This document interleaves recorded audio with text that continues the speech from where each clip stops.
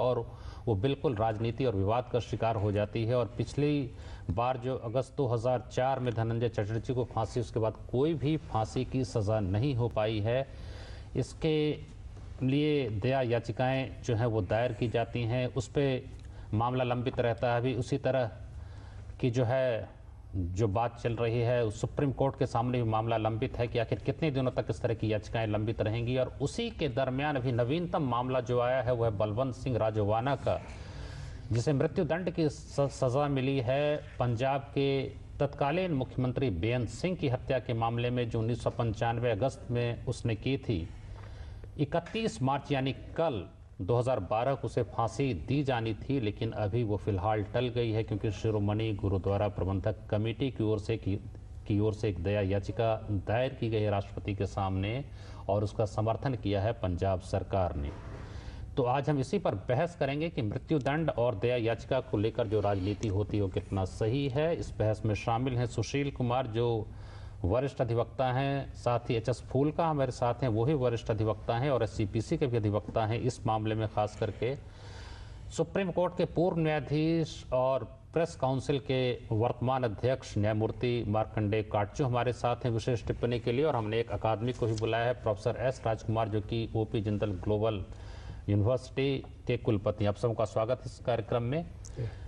जैसा मैंने आपको पहले कहा कि संवैधानिक प्रावधान तो है ही, लेकिन इसके पहले भी जब भारत सरकार अधिनियम 1935 बना था, उसमें भी धारा 295 में शक्ति गवर्नर जनरल को दी गई थी, लेकिन जो राज्य के गवर्नर को अधिकार है उस तरह का कोई प्रावधान उस समय नहीं था। इसके अलावा जो है अपराध प्रक्रिया विधान और भारतीय दंड विधान में हम देखते हैं कि इस तरह के प्रावधान है, जिसके बारे में हम विस्तार से चर्चा करेंगे। सुशील कुमार जी, आप बताएं कि आप लगातार देख रहे हैं किस तरह से किसके हालात बन गए हैं।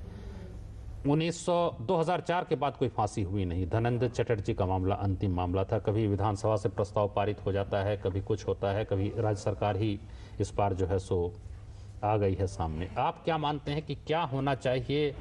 ये जो राजनीति है वो कितनी सही, अगर है तो, अगर आप मानते हैं कि ये राजनीति है और है तो कितनी सही है?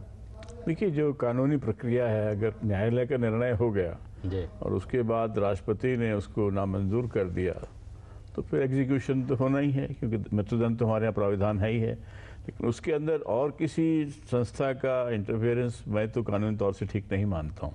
या तो आप मूलभूत उसको मृत्युदंड को हटा दीजिए, मैं स्वयं उसके खिलाफ हूँ, लेकिन अगर आपने रखा हुआ है और उसकी सारी प्रक्रिया आप पूरी कर देते हैं, तो उसके बाद फिर किसी की इंटरफेरेंस मेरे विचार में ठीक नहीं है। हाँ, फूलका साहब आप बताएं। देखिए, जो आप कह रहे हो कि 2004 धनंजय चटर्जी के बाद आज तक कोई उसके बाद फांसी नहीं हुई, ये किसी प्रेशर या किसी के कारण वो वाली बात नहीं है।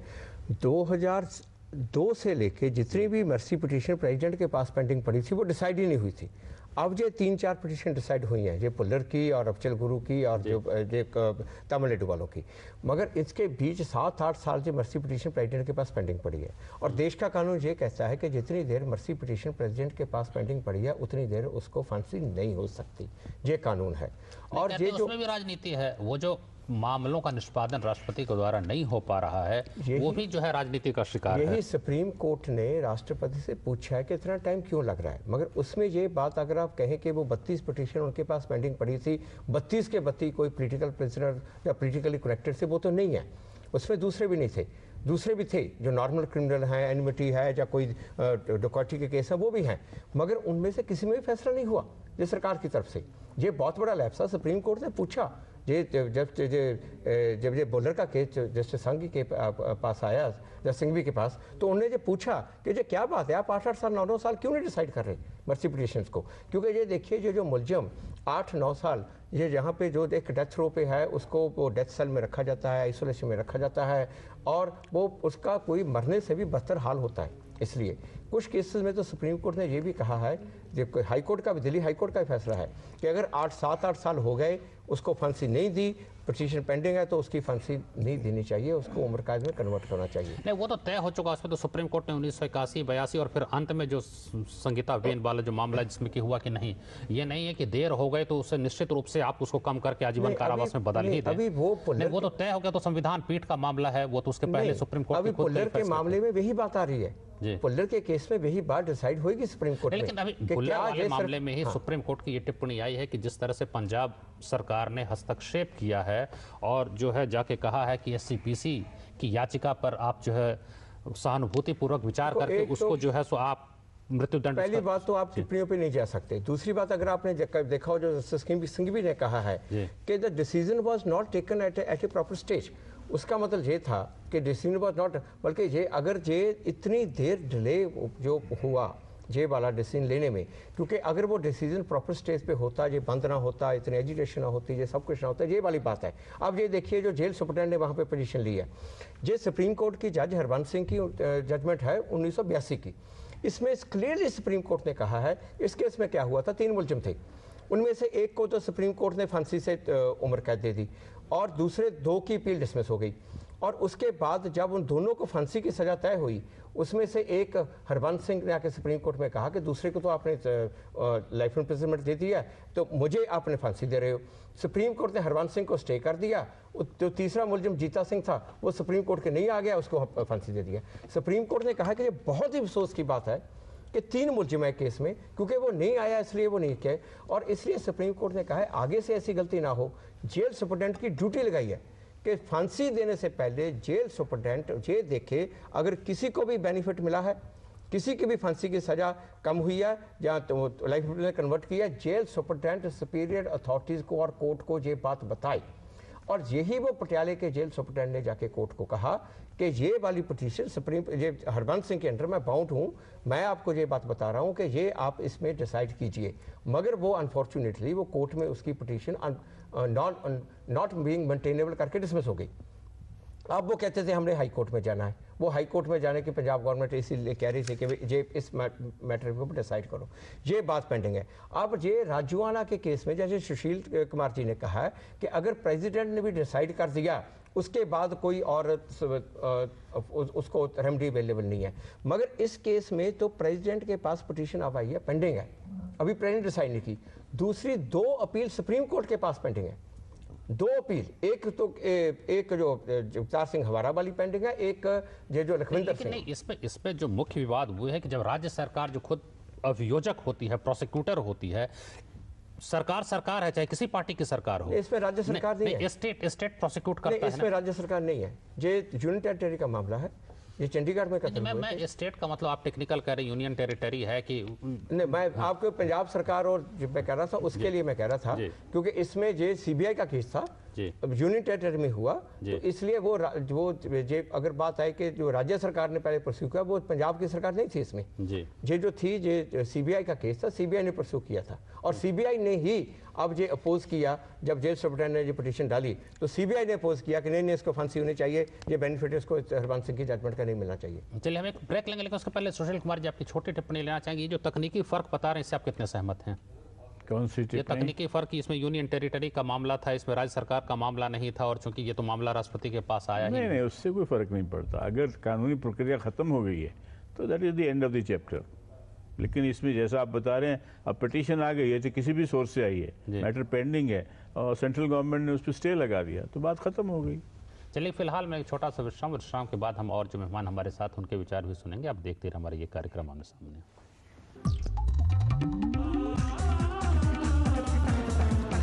आप बताएं कि ये जो हम फ़र्क देख रहे हैं, जैसे 1975 से 91 तक देखते हैं लगभग 40 जो है फांसी हुई, उसके बाद 1995 में हम देखते हैं एक व्यक्ति जो है ऑटो शंकर को तमिलनाडु में फांसी हुई, और उसके बाद फिर लगभग 11 साल के बाद एक धनंजय चटर्जी, और फिर कोई क्या फ़र्क क्या आ गया जो हम देख रहे हैं कि भले कानूनी प्रावधान है लेकिन उस प्रावधान का इस्तेमाल लगभग अब नहीं के बराबर हो गया है। देखिए, इस्तेमाल होने की मैं बात नहीं करना चाहता हूँ, मगर जो मेरी कानूनी समझ है वो बताना चाहता हूँ। मेरे हिसाब से अगर आप आर्टिकल 72 और 161 को पढ़िए कॉन्स्टिट्यूशन के, इसमें कोई कंडीशन नहीं इम्पोज्ड है कि प्रेसिडेंट और गवर्नर कैसे एक्ट करेगा, कितना टाइम लेगा डिसाइड करने में, है कौन किसके रिप्रेजेंटेशन पे डिसाइड कर सकता है। ये कहना कि आपने जैसे कहा स्टेट गवर्नमेंट के, ये कहाँ लिखा है? आप पढ़िए आर्टिकल 72। नहीं, इस पर तो ये सही बात है। देखिए एक मिनट, देखिए जो या तो आप संविधान मानिए या ना मानिए, आप उसके interpretation in the garb of interpretation उसकी लैंग्वेज ही चेंज कर दी। With due respect, with greatest respect to several decisions of Supreme Court, I think they require reconsideration. जिन्होंने कहा कि जुडिशरी इंटरफेयर कर सकती, जुडिशरी का काम है जुडिशल साइड. आपने सुप्रीम कोर्ट में death sentence life sentence uphold कर दी, खत्म. That you are finished, you are out of the picture, your functions of you. Now it is in the domain of the president and governor. वो कैसे करेंगे, कितना time लेंगे, आपसे कोई मतलब नहीं. ये जो कई जजमेंट मारू राम और ये केहर सिंह और Swaran Singh, with due respect, I think they require to be reconsidered. In my opinion certain matters judiciary must exercise restraint. Foreign policy है, डिफेंस है, कैसे लड़ाई लड़ी जाएगी. अब सुप्रीम कोर्ट का हम बताएंगे आपको आर्बिट्ररी लड़ाई लड़ रहे हैं, मेलाफाइडी, व्हाट इज दिस. आपको रेस्ट्रेंट में रहनी चाहिए. कि आप नदियों को जोड़ दीजिए. नहीं, कुछ मामलों में देखिए, we must avoid confrontation with other organs of state. ये प्रेसिडेंट और गवर्नर की पावर है, जो लिखा हुआ है उसको फॉलो करिए. इसमें कोई अब ये कहना कि साहब it should not be arbitrary, mala fide. अब देखिए arbitrary, these are very subjective concept. एक जज कहता है ये आर्बिट्ररी है, दूसरा बगल वाला कहता है नॉन आर्बिट्ररी. ये जहाँ ये सब आप कंसिडरेशन इंट्रोड्यूस करेंगे into the provision, although they are not specifically mentioned, you are inviting a host of problems.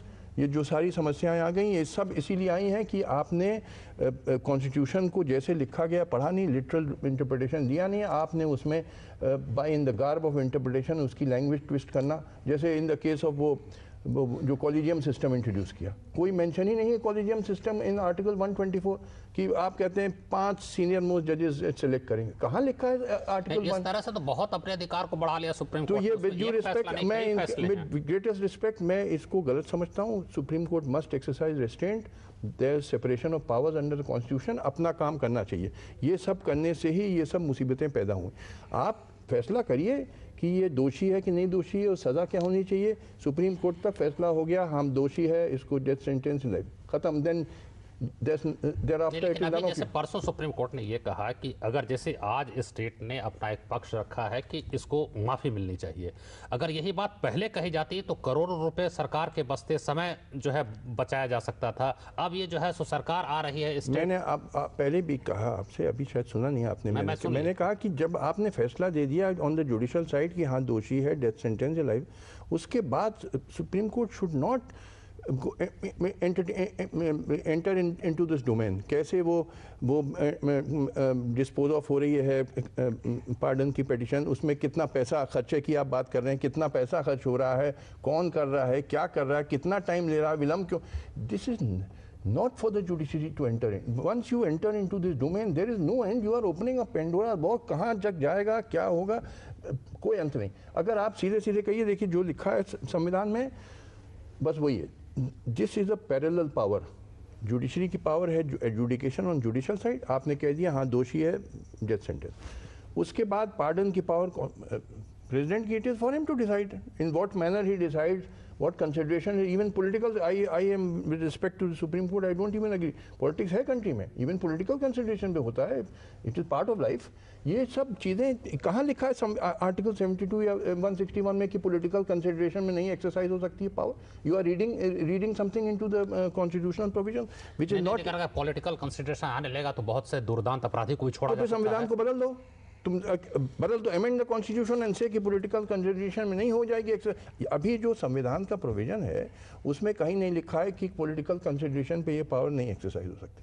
आप फील करते हैं कि वैसा होना चाहिए तो amend in the constitution, there is power of amendment. अभी तो जो है संविधान उसके हिसाब से चलना चाहिए. अच्छा राजकुमार जी, आप बताएं, ये बात सही है कि कोई सिद्धांत तय नहीं किया गया, बल्कि 29 दिसंबर 1948 और 17 सितंबर 1949 को संविधान सभा में काफ़ी बहस हुई थी इस पर, लेकिन इसमें कहीं ये नहीं बताया गया कि राष्ट्रपति या राज्यपाल जो है किन आधारों पर क्षमादान करेंगे या सज़ा को कम करेंगे. तो ये एक तरह से पूरा विशेषाधिकार है, लेकिन चूंकि अब ये है कि एक शक्ति दी गई है तो उस हर कहते हैं कि किसी भी अधिकार का इस्तेमाल जो है वो न्यायोचित तरीके से, जुडिशियस तरीके से होना चाहिए, और उसी आधार पर अदालत जो है हस्तक्षेप भी करती है.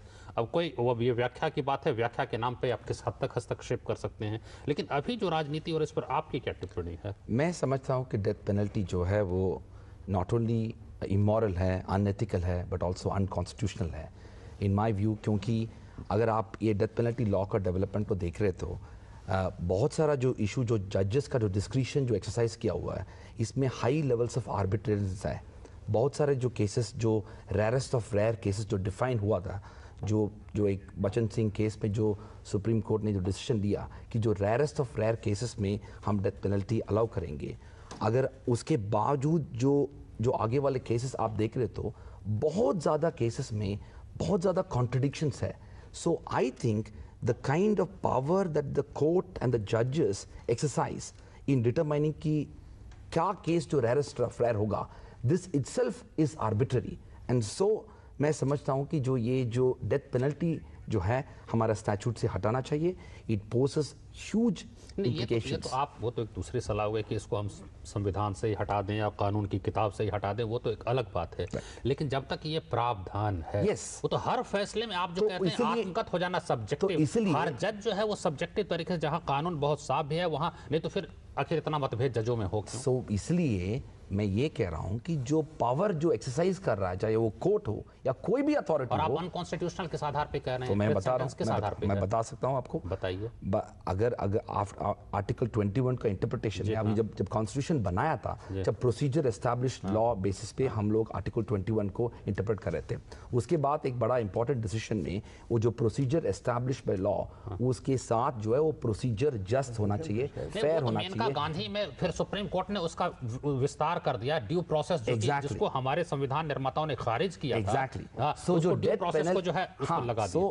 मैं ये कह रहा हूं कि लॉ एक एवोल्यूशनरी कॉन्सेप्ट है, हर कॉन्स्टिट्यूशनल एवोल्यूशन होता है. अगर आप देखिए तो काटजू साहब तो उससे भी सहमत नहीं होंगे, क्योंकि संविधान निर्माताओं ने बाकायदा फ्रैंकफर्टर की सलाह पे कहा था कि ड्यू प्रोसेस की जगह पर हम प्रोसीजर एस्टैब्लिश्ड बाय लॉ जो है वो शब्द रखेंगे. आप अगर 100 countries in the world have abolished death penalty, south African constitution has specifically interpreted. बहस ये नहीं है कि फांसी की सजा का प्रावधान हो या न हो, ये बहस नहीं. अभी जो प्रावधान हमारे संविधान में, कानून की पुस्तकों में जो है, उसके आधार पे हम कर रहे हैं. उसके आधार पे मैं ये कह रहा हूं कि जिस तरीके से डेथ पेनल्टी एडमिनिस्टर हो रहा है, it is bound to result in these controversies. क्योंकि आप एक पावर जो देते हैं कोई किसी भी इंस्टीट्यूशन को, चाहे वो जुडिशरी हो या वो प्रेसिडेंशियल पार्डन पावर हो, उस पावर को एक्सरसाइज करते वक्त इनएविटेबली बायसेस होते हैं, जो actually whatever justice Katju just now mention itself is the reason why we should not have it. Because जो रेयरेस्ट ऑफ रेयर केस, जो कौन सा case rarest of rare determine करेंगे, वो जुडिशरी करेंगे. वो एक सब्जेक्टिव बड़ा विवाद है उसमें. फिर बेसिक स्ट्रक्चर क्या है वो भी इवोल्यूशनरी है, आप जोड़ते चलिए. फिलहाल में छोटा सा विश्राम, हम विश्राम के बाद आपके पास फुल्का साहब आएंगे, आप अपनी बात कह सकते हैं. फिलहाल हमें लेना पड़ेगा छोटा सा अंतराल.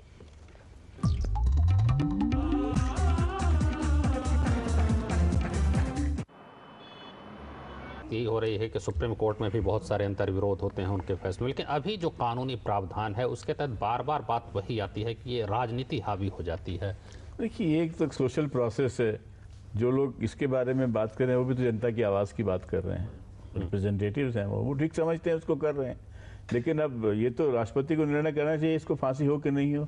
अल्टीमेटली तो पावर उनके पास है. अब पॉलिटिकल प्रोसेस में तो कितनी आवाज़ें उठती हैं, कोई कहेगा फांसी दो, कोई कहेगा फांसी नहीं दो. उसको आप कैसे रोक सकते हैं? क्या ये है, जैसे मारूराम के मामले में तय हुआ था कि जो मंत्रिमंडल है उसकी सलाह पर ही राष्ट्रपति को या राज्यपाल को जो है काम करना चाहिए. अब ये भी एक अलग विवाद का विषय है कि इसमें वो भी तो पॉलिटिकल प्रोसेस है. हाँ. ये जैसे दिल्ली आके बात कर रहे हैं, जो लोग दिल्ली में बैठे हैं वो बात करते हैं. उस प्रोसेस से आप कैसे निकल सकते हैं? जनता की आवाज तो पॉलिटिकल प्रोसेस से ही आती है ना. जब हमने किसी को प्रतिनिधि बना के पार्लियामेंट में बिठा दिया. कानून जो है कहा जाता है वो अंधा है, वो देखता नहीं है कि कौन क्या है, वो तो बिल्कुल ही आंख बंद करके एक तराजू पे रख करके तोलेगा. कानून सुप्रीम कोर्ट तक है. हाँ. उसके बाहर जाके कानून नहीं रहता. वो तो फिर पॉलिटिक्स होगा ही होगा. हाँ, तो कितना उचित है वो पॉलिटिक्स? उचित अनुचित की बात नहीं है, जो एक्सेप्ट हो जाएगा उचित है, जो एक्सेप्ट नहीं होगा अनुचित है. तो जोर वाली बात नहीं, हम कैसे उसको तय कर सकते हैं? ये तो मेजॉरिटी की बात है ना. हाँ, फुल का सवाल बताएं. ये डॉक्टर राजकुमार जी से मैं बिल्कुल सहमत हूँ. फांसी की सजा का जैसे देखिए, एक केस में 84 के दंगों में किशोरी लाल को 7 केसों में फांसी की सजा हुई. उन्होंने 20 सिखों का गला काट दिया बचर नाइफ से, अपने कसाईयों के नाइफ से. 7 केसों में फांसी की सजा हुई, 7 में उसको माफ कर दिया कि रेयरेस्ट ऑफ रेयर केस नहीं है. बल्कि इस जैसे ये तो पूरी जजेस की डिस्क्रिप्शन के ऊपर हो गया. ये तो डॉक्टर कुमार बिल्कुल ठीक कह रहे हैं कि ये हमें आप सुप्रीम कोर्ट जैसे राष्ट्रपति की ओर से माफी हुई नहीं, ये सुप्रीम कोर्ट ने कहा कि रेयरेस्ट ऑफ रेयर केस नहीं है. अच्छा, 7 फांसियों के माफी वाले को. और दूसरी तरफ ये पुल्लर का केस लीजिए. पुल्लर के केस में एक सुप्रीम कोर्ट के सीनियर जज थे, उसने कहा ये बेकसूर है, इसको छोड़ देना चाहिए. जी. फिर उसने कहा फांसी की सजा, मतलब विभाजित फैसला था, फ्रैक्चर जजमेंट है. चलिए, अंतिम टिप्पणी काटसू साहब, फिर हम खत्म करेंगे चर्चा को। देखिए, ये जुडिशल प्रोसेस जो है उसमें पॉलिटिक्स नहीं आनी चाहिए। जब case trial court, high court, supreme court से तय होता है उसमें पॉलिटिकल, मगर जब सुप्रीम कोर्ट ने फैसला दे दिया उसके बाद ये mercy petition I, this is not a judicial process. ये इसका आप कॉन्सेप्ट क्लियर करिए। जैसे ये कह रहे हैं कि किशोरी लाल ने 7 सिखों का गला काट दिया, उसको भी सुप्रीम कोर्ट ने जो कहा है मैं सुप्रीम कोर्ट में दुर्लभतम नहीं, नहीं है। मैं सुप्रीम कोर्ट की बात नहीं कर रहा हूँ, मैं प्रेसिडेंट अंडर आर्टिकल 72 की मर्सी पिटीशन की बात कर रहा हूँ कि वो जुडिशल प्रोसेस का स्टेज पार हो गया, सुप्रीम कोर्ट ने अंतिम फैसला दे दिया। अब उसके बाद despite the judgement of supreme court, हर कंट्री में the president have the right to pardon, क्योंकि ये रियलाइज हुआ, जैसे वो फेमस प्रेसिडेंट जेफरसन थे यूनाइटेड स्टेट्स के, उन्होंने कहा chief justice Marshall has issued his writ, now let him implement it, करें खुद ही जाके इम्प्लीमेंट करें, क्योंकि ये रियलाइजेशन हुआ कि इम्प्लीमेंट करना तो एग्जीक्यूटिव का काम है। आपका तो एक बैलेंस स्ट्राइक करना है, आपने दे दिया मृत्युदंड, एग्जीक्यूटिव सही बात है कि नई फांसी लगाती, तो कार्यपालिका आप तो फिर आप कन्फ्रंटेशन अवॉइड करने के लिए, टू अवॉइड कन्फ्रंटेशन, संयम रखना चाहिए। आपको ये प्रोविजन रखे गए कि despite what the judicial process has decided, president has got his powers of pardon और रिड्यूसिंग द सेंटेंस। चलिए अब चर्चा समाप्त करेंगे क्योंकि समय समाप्त हो गया। सुशील कुमार जी, फूलका साहब, मार्कंडेय काटजू साहब और प्रोफेसर राजकुमार, आप सबका बहुत बहुत धन्यवाद इस चर्चा में शामिल होने के लिए, क्योंकि ये बात सही है कि न्यायिक प्रक्रिया के बाद ही जो है दया याचिका दायर की जाती है। न्यायिक प्रक्रिया में राजनीति नहीं होनी चाहिए, ये सब लोग मान रहे हैं, लेकिन जो बाद की प्रक्रिया है उसमें जनता की भी आवाज़ होती है, सरकार के पास और भी बहुत सारे मसले होते हैं जिस पर विचार करके एक निर्णय लेना होता है और उसके तहत राजनीति भी आ जाती है। वो कितना वांछनीय है नहीं है ये एक विवाद का विषय हो सकता है। आप अगर कोई हमें सुझाव, अपनी प्रतिक्रिया भेजना चाहें तो भेज सकते हैं es@dd.nic.in। आप हमें पत्र भी लिख सकते हैं आमने सामने, कमरा संख्या 511, टावर 2, दूरदर्शन भवन, कॉपरनिकस मार्ग, नई दिल्ली 110001। नमस्कार।